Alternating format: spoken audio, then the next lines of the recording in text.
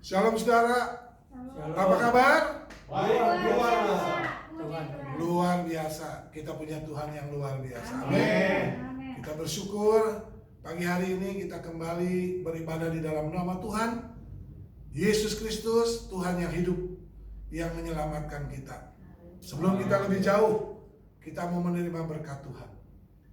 Pertolongan kita adalah dari Tuhan yang menciptakan langit bumi beserta isinya, yang memelihara kesetiaannya sampai selama-lamanya, dan tidak pernah meninggalkan perbuatan tangannya. Haleluya, haleluya, haleluya.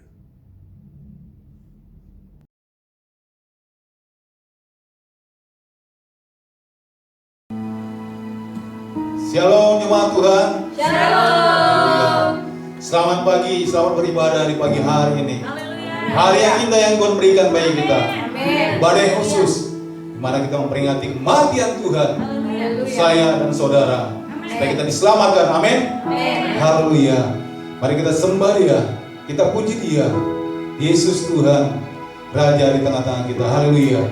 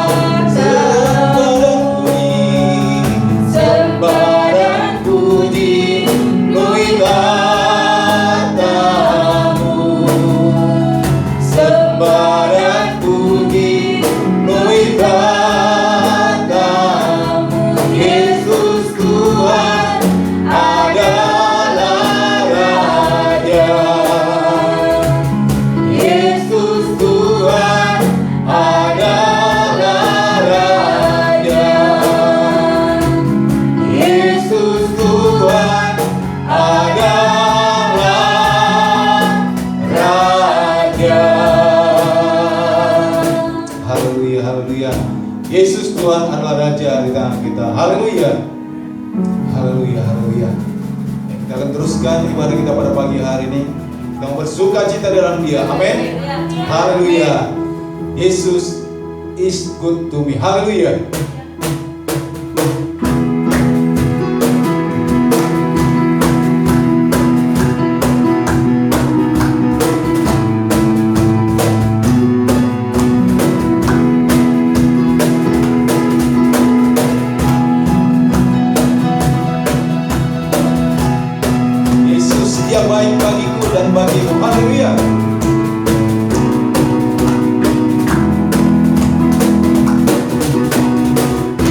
mati bagiku, Dia mati bagiku, ya Tuhan Allah peganganku.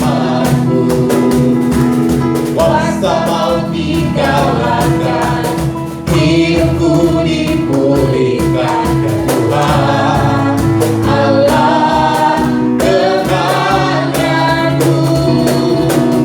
Dia sungguh baik, Dia sangat baik, Yesus, Dia baik bagiku.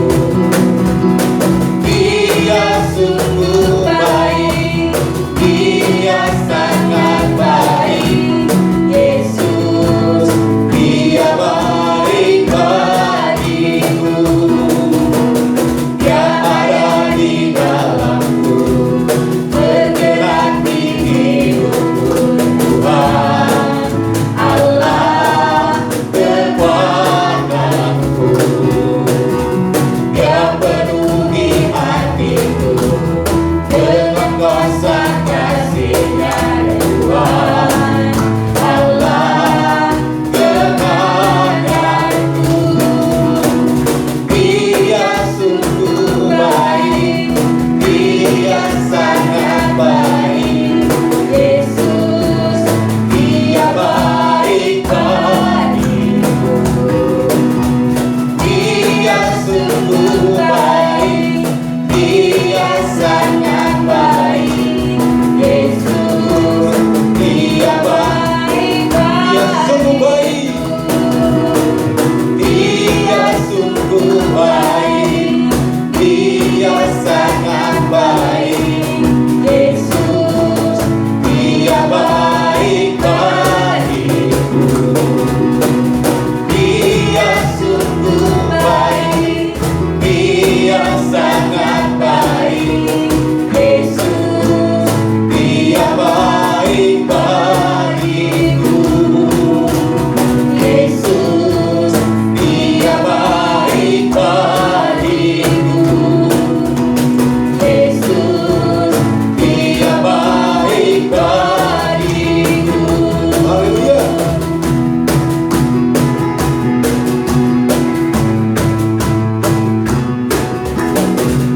Haleluya. Yesus, Dia sungguh baik bagiku. Haleluya. Haleluya.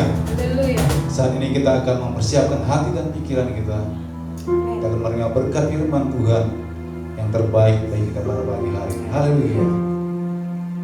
Haleluya. Haleluya, Yesus.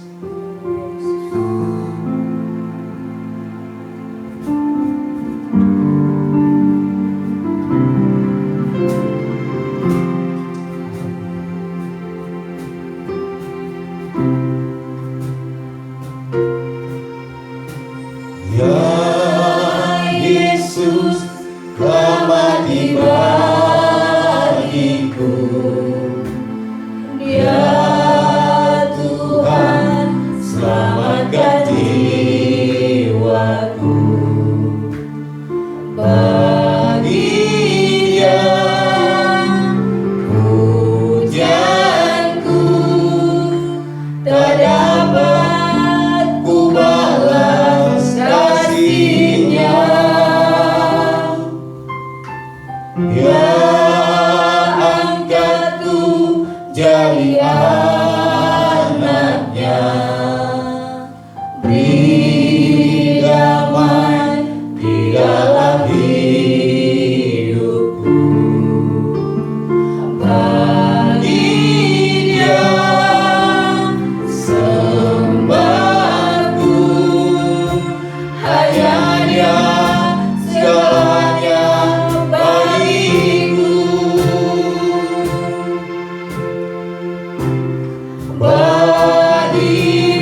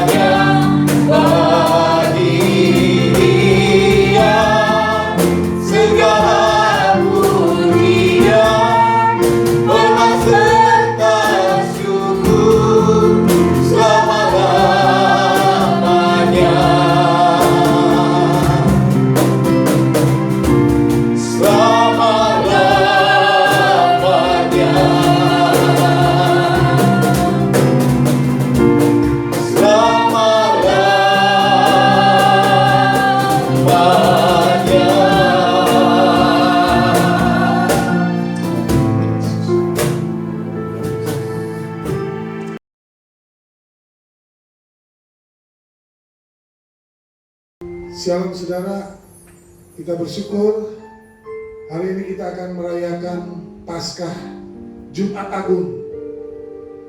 Tuhan memberkati saudara. Sebelum kita memulai firman Tuhan, mari kita berdoa. Terima kasih Tuhan buat kasih-Mu yang melimpah dalam kehidupan kami. Di tengah-tengah situasi dan kondisi yang tidak menyenangkan, kami mau memperingati kematian Tuhan di kayu salib. Biar Tuhan memberkati kami semua, sidang jemaat Tuhan dimanapun mereka berada, yang menyaksikan ibadah ini. Tuhan memberkati kami, diberkati yang menyampaikan maupun yang mendengarkan. Ada firman Tuhan memberkati kami semua. Di dalam nama Yesus Tuhan, Juru Selamat kami yang hidup, kami berdoa dan ucap syukur. Haleluya, amin, amin. Saudara yang dikasih dalam nama Tuhan, tema Jumat Agung hari ini yaitu Tuhan meluputkan kita dari kematian. Haleluya. Sudah kita akan membaca dari Keluaran pasal 12 ayat ke-24 sampai ayat ke-28 saja, dan saya nanti akan membacakan ayat yang lain. Demikian firman Tuhan. Kamu harus memegang ini sebagai ketetapan sampai selama-lamanya bagimu dan bagi anak-anakmu. Dan apabila kamu tiba di negeri yang akan diberikan Tuhan kepadamu, seperti yang difirmankannya, maka kamu harus pelihara ibadah ini. Dan apabila anak-anakmu berkata kepadamu, apakah artinya ibadah ini? Maka haruslah kamu berkata, itulah korban Paskah bagi Tuhan yang melewati rumah-rumah orang Israel di Mesir ketika ia menulahi orang Mesir, tetapi menyelamatkan rumah-rumah kita. Lalu berlututlah bangsa itu dan sujud menyembah. Pergilah orang Israel lalu berbuat demikian seperti yang diperintahkan Tuhan kepada Musa dan Harun. Demikianlah diperbuat mereka. Haleluya. Bapak Ibu Saudara yang dikasih dalam nama Tuhan, sidang jemaat Tuhan dimanapun berada, Paskah telah dimulai jauh sebelum Yesus hadir. Paskah dimulai pada saat orang-orang Israel ada di Mesir. Paskah artinya melewati atau telah dilalui. Maksudnya apa saudara? Allah meluputkan orang-orang Israel dari kematian, dari tulah kematian anak-anak sulung. Oleh sebab itu saudara yang dikasih dalam nama Tuhan, Paskah artinya Allah meluputkan orang Israel dari tulah Tuhan yang membunuh anak-anak sulung dari binatang dan dari seluruh umat manusia, khususnya orang Mesir pada saat itu. Saudara yang dikasih dalam nama Tuhan, mengapa demikian? Orang Mesir dihukum oleh Allah dikarenakan mereka tidak mau melepaskan bangsa Israel dari perbudakan orang-orang Mesir. Maka itu Allah menetapkan untuk menghukum orang Mesir. Oleh sebab itu Paskah harus diperingati oleh orang Israel setiap tahun untuk mengingat bahwa mereka telah dibebaskan dari perbudakan Mesir pada saat itu. Saudara yang dikasih dalam nama Tuhan, kematian, tanda dan hukuman memberontak kepada Allah. Di ayat yang ke-16, Keluaran pasal 7 ayat 16, dan katakanlah kepadanya, Tuhan Allah orang Ibrani telah mengutus aku kepadamu untuk mengatakan, biarkanlah umatku pergi supaya mereka beribadah kepadaku di padang gurun. Meskipun begitu, sampai sekarang kau tidak mau mendengarkan. Saudara, Allah dengan cara-cara yang baik, dengan cara yang lembut, saudara, mereka mengutus Musa. Allah mengutus Musa untuk berbicara kepada Firaun.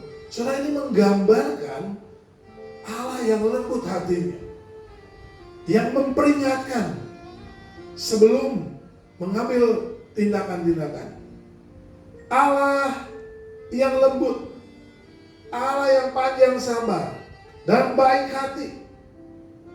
Inilah digambarkan dengan Musa yang lembut, yang baik hati, yang sabar untuk berkata-kata kepada Firaun untuk menyampaikan pesan Allah supaya Firaun melepaskan orang Israel. Tapi apa yang terjadi, saudara? Firaun mengeraskan hati dan memberontak melawan kepada Allah. Maka Allah memperingatkan Firaun dengan tulah-tulah yang tidak mematikan, tapi tulah-tulah yang menjijikkan, tulah-tulah yang menghilangkan harta benda. Yang pertama, saudara, mereka mengalami sungai Nil, air menjadi darah di Mesir. Yang kedua, saudara, Tuhan mengirimkan katak, nyamuk, lalat pikat, lalat penghisap darah, saudara, penyakit sampar pada ternak, barah, hujan es, belalang, gelap gulita. Sudah ada 9 tulah yang Allah beri supaya memperingatkan Firaun, supaya melepaskan. Tetapi apa yang terjadi, saudara? Mereka tidak mau. Mereka terus mengeraskan hati. Maka Allah menetapkan tulah yang ke-10. Yaitu apa, saudara? Kematian anak sulung. Karena Firaun mengeraskan hati. Saudara, melalui peristiwa ini kita diingatkan, jangan sampai kita menerima nasib yang sama seperti orang Mesir, seperti Firaun yang diperingatkan, namun terus-menerus tetap melawan dan memberontak kepada Allah. Allah bisa kadang memperingatkan kita dengan cara apa, saudara? Menegur kita melalui segala peristiwa di dalam kehidupan kita yang merugikan, melenyapkan harta benda milik kita. Supaya apa? Bukan supaya kita menderita, tetapi Allah ingin kita kembali kepadanya, sadar akan peringatan Allah. Tetapi hati-hati, saudara, jangan mengeraskan hati seperti Firaun. Ya, Allah ingin melalui peringatan itu kita berbalik kepada Dia. Tetapi jangan seperti Firaun yang mengeraskan hati, terus membandel, sehingga akibatnya nyawa yang menjadi taruhan. Oleh sebab itu, saudara, melalui peristiwa ini kita diajar oleh Tuhan supaya kita jangan memberontak, jangan melawan kepada Allah. Saudara, tadi kematian, ya, tanda dari akibat melawan Allah. Tetapi justru kehidupan kekal adalah tanda ketaatan kepada Allah. Saudara, Keluaran 12 ayat 13, dan darah itu menjadi tanda bagimu pada rumah-rumah di mana kamu tinggal. Apabila aku melihat darah itu, maka aku akan lewat daripadamu, dan tidak akan ada tulah kemusnahan di tengah-tengah kamu apabila aku menghukum tanah Mesir. Saudara, sekalipun tulah-tulah itu terjadi di tengah-tengah orang Israel, saudara, di tanah Mesir, di tengah-tengah kehidupan mereka, namun saudara, mereka orang-orang bangsa Israel tidak mengalami hal yang sama yang dialami oleh bangsa Mesir. Kenapa, saudara? Karena mereka taat kepada Tuhan. Mereka mendengar setiap perintah. Ya, apa yang diperintahkan oleh Musa semuanya diikuti oleh bangsa Israel. Salah satunya, saudara, supaya mereka menyerahkan anak domba dan darahnya dibubuhi di tiang pintu dan atas palang pintu, semua dibubuhi darah domba, anak domba. Sehingga ketika Allah melewati rumah-rumah, Allah tahu bahwa di dalam yang memiliki tanda darah itu adalah bangsa Israel. Sehingga mereka dilewati. Itulah arti Paskah. Allah melewati rumah-rumah orang Israel, sehingga mereka tidak mengalami kematian walaupun tulah-tulah itu terjadi di tengah-tengah orang Israel.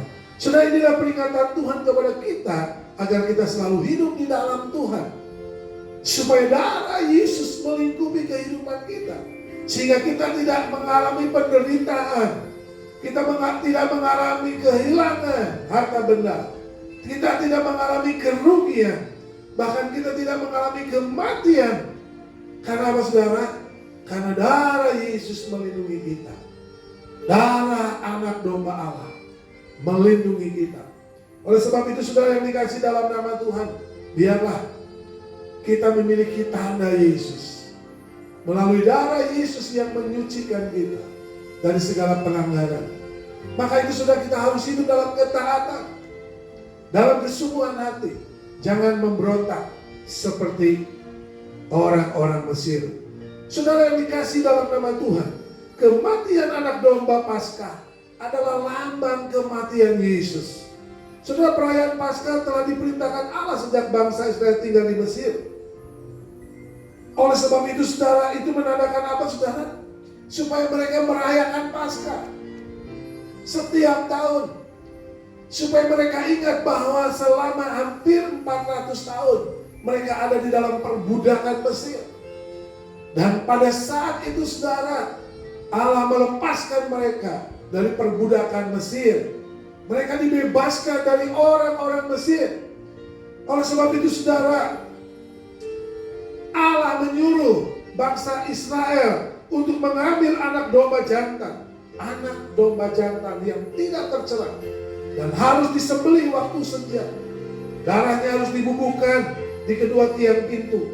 Dagingnya harus dimakan dengan cara dibakar dengan roti yang tidak beragi dan sayur pahit. Mengapa ini, saudara? Ini menandakan tidak boleh dibubuhi apa-apa, tawar, bahkan sayur pahit. Ini menunjukkan apa? Kemurnian. Kemurnian.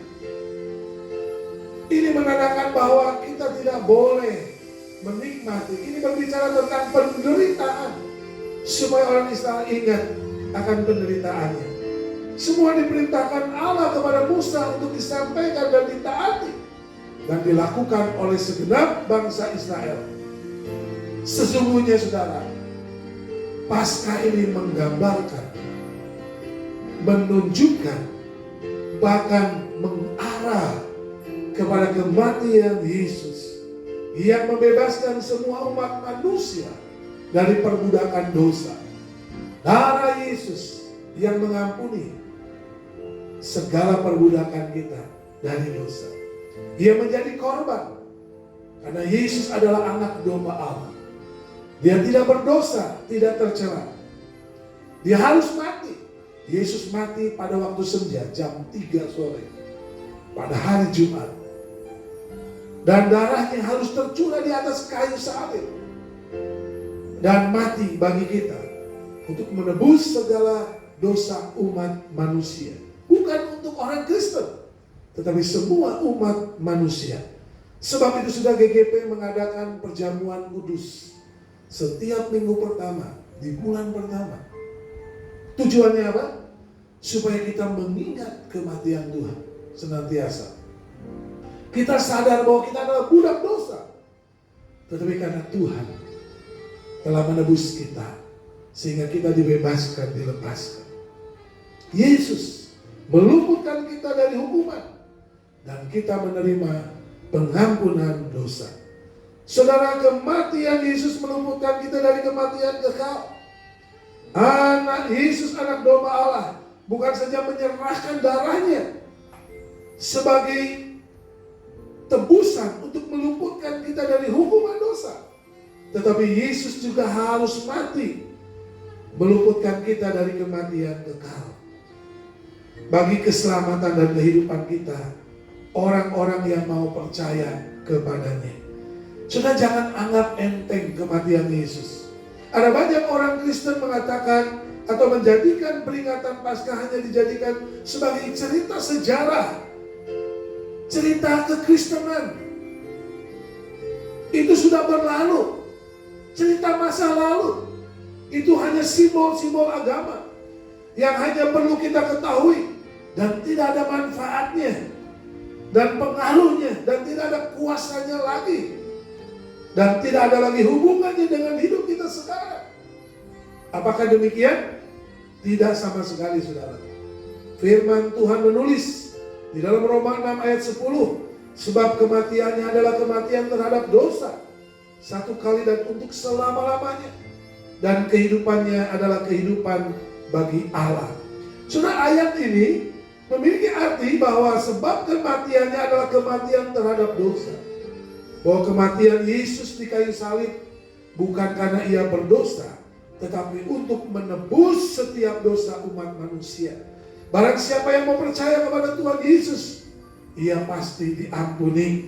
Satu kali untuk selama-lamanya memiliki arti bahwa Yesus mati satu kali saja, tidak perlu berulang-ulang. Tetapi kuasa kematian Yesus, kuasa pengampunan dosa itu berlaku selama-lamanya sampai kesudahan zaman. Barang siapa yang mau percaya kapan saja, maka dia tidak lagi akan menerima hukuman. Dia sudah bebas dari segala dosa dan dia memiliki jaminan keselamatan dari Tuhan. Haleluya. Oleh sebab itu, saudara dikasih dalam nama Tuhan, kita harus mau menerima Yesus, percaya kepadanya, supaya segala dosa kita diampuni. Segala pelanggaran kita yang kita buat dulu, sekarang diampuni oleh Tuhan. Dan kita memiliki jaminan keselamatan. Karena darah Yesus memberikan pengampunan dosa. Darah Yesus memberikan keselamatan yang kekal.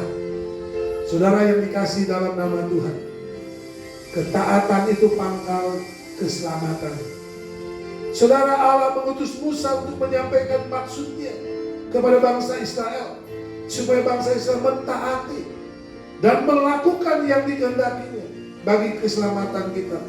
Sebab itu, saudara, kita harus mendengarkan, kita harus mentaati utusan Tuhan, hamba-hamba Tuhan yang menyampaikan firman Tuhan, agar kita diselamatkan oleh Tuhan. Bangsa Israel diselamatkan dari segala tulah dan kematian. Sebab itu, saudara, kenapa mereka taat? Ya, bangsa Israel mentaati utusan Tuhan. Ketika Musa mengatakan demikian, diikuti, dituruti. Tetapi sebaliknya, saudara, bangsa Mesir tidak mentaati utusan Tuhan. Berkali-kali Musa berkata-kata melalui peringatan-peringatan Tuhan, tetapi berkali-kali Firaun tidak mau percaya dan mentaati, bahkan menolak. Itu sama dengan melawan Tuhan. Saudara, keselamatan dan hukuman berhubungan dengan ketaatan dan pemberontakan kepada Allah. Taatilah Allah dalam segala hal, supaya kita tidak akan menerima hukuman. Sebaliknya, kita akan menerima keselamatannya. Di dalam kita memperingati Jumat Agung ini, kita diingatkan agar kita selalu mendengar dan taat kepada Allah dalam segala perkara. Saudara, jangan pilih-pilih taat. Oh, kalau ini saya mau taat, tapi kalau yang ini enggak. Nggak bisa, saudara. Ketaatan tanpa reserve, ketaatan tanpa pilihan. Kita harus taat dengan segala firman Tuhan. Saudara, apa yang sekarang terjadi menggambarkan situasi dan bangsa Israel dan bangsa Mesir pada saat itu, pada waktu itu terjadi kematian, di mana Allah melewati rumah-rumah untuk membunuh anak-anak sulung dari binatang, dari manusia. Karena apa? Karena perlawanan manusia. Saudara, situasi seperti ini terjadi di mana-mana, kematian, terjadi penderitaan, wabah, coronavirus terjadi dimanapun. Saudara yang dikasih dalam nama Tuhan, kita diingatkan agar mendengarkan dan mentaati setiap perintah Tuhan.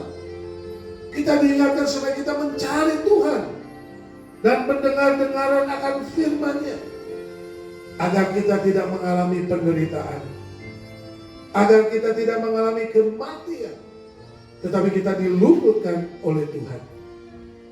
Saudara yang dikasih dalam nama Tuhan, Tuhan juga ingin kita mentaati perintah melalui pemerintah yang memerintah di negara kita. Saudara, kita juga harus mendengarkan dan taat atas himbauan pemerintah.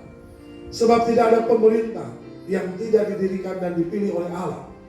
Allah yang menetapkan pemerintahan. Apapun yang terjadi, saudara. Roma 13 ayat 1 katakan tiap-tiap orang harus takluk kepada pemerintah yang di atasnya. Sebab tidak ada pemerintah yang tidak berasal dari Allah. Dan pemerintah-pemerintah yang ada ditetapkan oleh Allah. Sebab itu barang siapa melawan pemerintah, ia melawan ketetapan Allah. Dan siapa yang melakukannya akan mendatangkan hukuman atas dirinya. Sudah Tuhan sudah memperingatkan supaya kita juga taat bukan saja kepada hamba-hamba Tuhan, utusan-utusan Tuhan. Bukan saja kita harus percaya kepada Tuhan, tetapi kita juga harus taat kepada pemerintah yang di atas kita, yang dipercayakan Tuhan. Oleh sebab itu saudara, menyikapi situasi dan keadaan saat ini, kita harus mendengarkan dan mentaati himbauan pemerintah untuk tetap tinggal di rumah selama 14 hari. Hal ini seperti yang disampaikan Tuhan kepada Musa, supaya orang Israel tinggal 14 hari di rumah masing-masing. Untuk apa? Memelihara, merawat anak domba yang akan disembelih pada hari yang ke-14 sebagai korban tebusan. Saudara,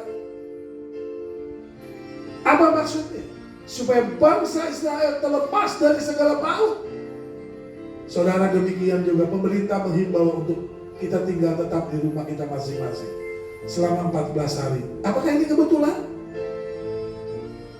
Saya tidak tahu dan saya tidak mau menyatakan apa-apa. Tetapi saya melihat bahwa ini ada korelasinya. Melalui peristiwa ini kita mau mentaati perintah pemerintah. Karena apa yang disampaikan oleh pemerintah mewakili Allah. Oleh sebab itu saudara, melalui peristiwa ini kita boleh mengambil nilai positifnya. Bahwa kita diajar lebih dekat dengan keluarga. Lebih banyak berkumpul. Saling mengasihi. Melayani. Memperhatikan. Memiliki banyak waktu bertemu dan berinteraktif dalam keluarga. Sebab itu yang dikehendaki Allah. Mungkin selama ini kita kehilangan waktu bersama dengan keluarga. Sebab dunia sekarang ingin menghancurkan lembaga keluarga dengan berbagai cara. Sebab lembaga keluarga sangat penting di mata Allah. Allah ingin membangun kerajaannya melalui keluarga-keluarga. Kesimpulan daripada pesan firman Tuhan di dalam Jumat Agung ini saudara, bahwa ketidaktaatan dan pemberontakan kepada Allah akan menjadikan kita berdosa dan membuat kita akan menderita, dihukum oleh Tuhan, dan akhirnya mengalami maut, kematian kekal. Untuk itu kita perlu mendengarkan, mentaati setiap firman Allah yang disampaikan pada utusan-utusan Allah, agar kita terluput, pasca diluputkan dari segala maut. Puji Tuhan, haleluya. Biarlah firman Tuhan memberkati kita semua. Mari kita berdoa. Terima kasih Tuhan buat firman-Mu. Biarlah firman-Mu memberi kekuatan kepada kami, mengajarkan, mendidik, bahkan menegur kami, supaya kami taat dan dengar-dengaran kepada Tuhan. Karena kami tahu Tuhan menyampaikan sesuatu untuk kepentingan kami. Jangan biarkan kami memberontak dan melawan kepada Allah, sehingga kami mengalami penderitaan, bahkan kematian. Tetapi biarlah kami mau taat kepada Tuhan, kepada hamba-hamba Tuhan, kepada utusan-utusan Tuhan, bahkan kepada pemerintah yang ditetapkan oleh Tuhan untuk menjadi wakil Allah, menyatakan, mengurus, mendidik, mengarahkan hidup kami. Terpuji-pujilah nama Tuhan. Di dalam nama Yesus Tuhan kami berdoa dan mengucap syukur. Haleluya. Amin. Amin. Amin.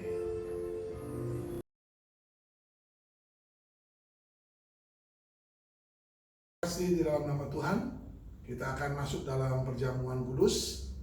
Oleh sebab itu, mari saudara arahkan hatimu kepada Tuhan. Hamba-Mu menyerahkan roti dan anggur ini ke dalam tangan kuasa-Mu. Kiranya berkat perjamuan kudus tercurah di atas roti dan anggur ini. Dalam nama Bapa, Putranya Yesus Kristus, dan Roh Kudus. Amin. Firman Tuhan mengatakan, karena itu saudara-saudaraku yang kekasih, jauhilah penyembahan berhala. Aku berbicara kepadamu sebagai orang-orang yang bijaksana. Pertimbangkanlah sendiri apa yang aku katakan. Bukankah cawan pengucapan syukur yang atasnya kita ucapkan syukur adalah persekutuan dengan darah Kristus? Amin. Bukankah roti yang kita pecah-pecahkan adalah persekutuan dengan tubuh Kristus? Amin. Karena roti adalah satu, maka kita sekalipun banyak adalah satu tubuh. Karena kita semua mendapat bagian dalam roti yang satu itu. Amin. Silakan diserahkan kepada jemaat Tuhan. Dan firman Tuhan mengatakan kepada kita, mari pegang roti di atas tangan kanan kita. Sebab apa yang telah aku teruskan kepadamu telah aku terima dari Tuhan, yaitu bahwa Tuhan Yesus pada malam waktu ia diserahkan mengambil roti, dan sesudah itu ia mengucap syukur atasnya. Ia memecah-mecahkannya dan berkata, inilah tubuhku yang diserahkan bagi kamu. Perbuatlah ini menjadi peringatan akan aku. Dengan iman kita makan roti ini dalam nama Tuhan Yesus. Haleluya.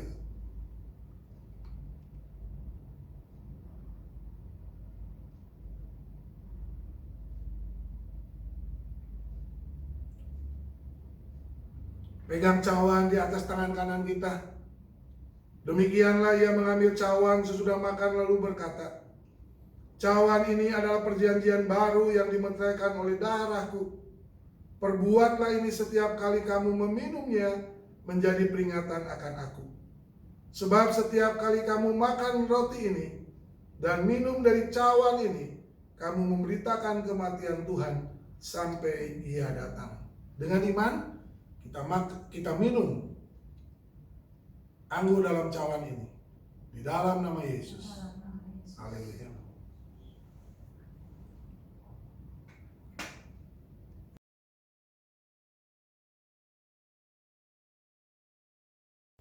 Saudaraku yang kekasih, marilah arahkan hatimu dan tanganmu kepada Tuhan.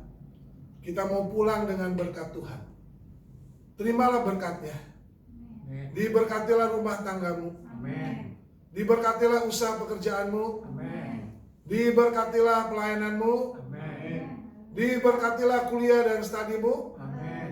Diberkatilah apa yang kau kerjakan yang berkenan kepada Tuhan. Amin. Haleluya. Kasih Allah Bapa, anugerah di dalam Yesus Kristus, penghiburan, kekuatan yang dikerjakan dalam persekutuan kita dengan Roh Kudus menyertai saudara-saudara mulai saat ini sampai hari Maranatha.